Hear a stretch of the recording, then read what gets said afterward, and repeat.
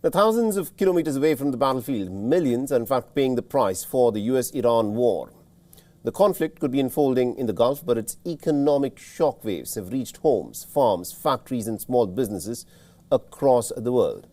Now, this is a special report on how one war is changing lives across continents. We'll leave you with this report. Thanks for watching. The first casualties of war are often measured in lives lost and cities destroyed. But thousands of miles away, another cost is quietly unfolding. The US-Iran conflict sent crude oil prices sharply higher as fears over supplies through the Strait of Hormuz rattled global markets.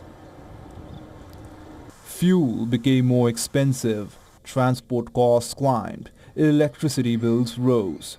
Businesses began paying more simply to stay open.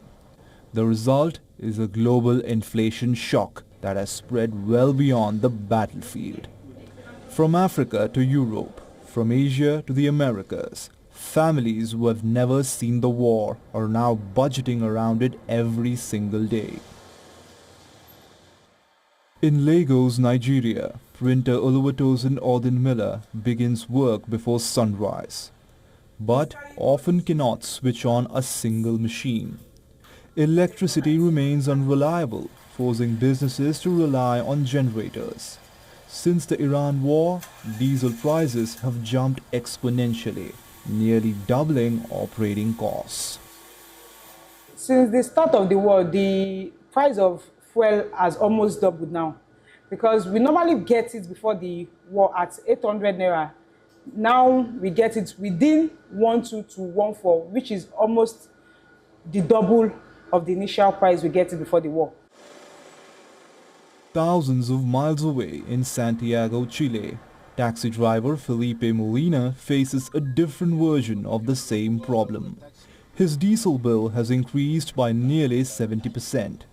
Government-regulated taxi fares prevent him from charging passengers more, while ride-hailing services continue taking customers away. What happened with the fuel price increases has affected me a lot personally. My car runs on diesel, and diesel used to cost around 950 Chilean peso per liter, which is about 1.02 per liter. It then went up to around 1,650 Chilean peso per liter, almost a 70–80% increase.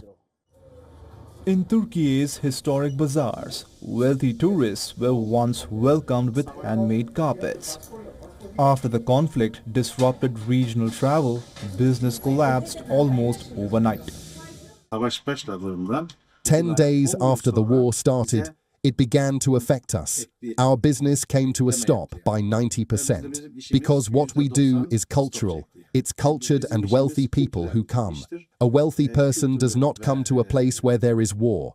A cultured person does not come. In Italy, farmers are battling a different crisis. Fuel, fertilizer and irrigation costs have all risen.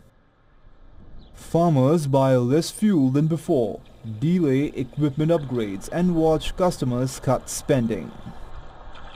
The current costs of fertilizers, soil nutrients, and diesel fuel are having a huge impact on our business, an enormous impact. We're no longer talking about increases of 10% or 20%. We're starting to talk about 70% to 80%. If there used to be at least some profit, now there is none. At the moment, there simply isn't any profit. We keep working in the hope that things will improve, but these costs are affecting our sector tremendously.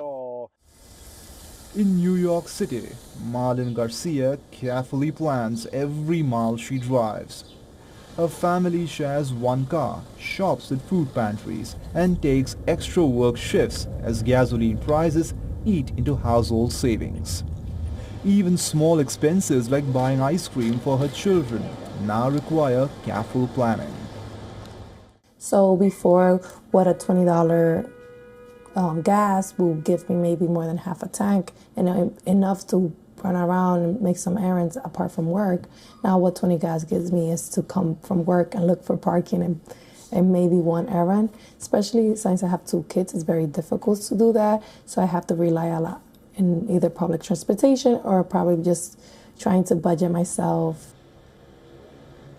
Across the Pacific in Manila, Edgar Finales has seen his livelihood collapse. The jeepney driver now lives inside his vehicle with his daughter after losing their home to a fire. Diesel prices have risen so much that driving no longer makes financial sense. Because of the high oil prices, everything went up. The fares didn't change even for a peso. So this is what we do, coping and hoping it will become lower and the war would end, trying to find ways to earn so we can at least eat. Different countries, different economies, but one common reality. The price of energy has become the price of survival. These people may never meet, yet today they share something in common. A conflict thousands of miles away has rewritten the economies of their everyday lives.